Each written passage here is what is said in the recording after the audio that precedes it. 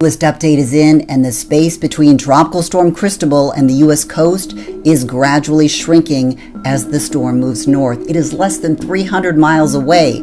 Its top sustained winds are now at 50 miles per hour, and it is moving to the north at 12.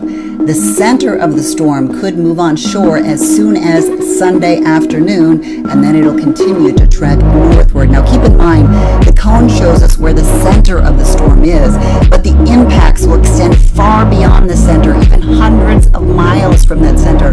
Look at how massive this rainfall is, covering most of the Gulf, all of Florida, and continues to cover parts of the southeast, working its way northward as we go into Tuesday and Wednesday, driving all the way up into the Midwest, and eventually the rainfall from the system will drive right on into Canada. So we're going to be watching for very heavy rainfall, dangerous storm surge, flooding, damaging winds, and life-threatening rip currents.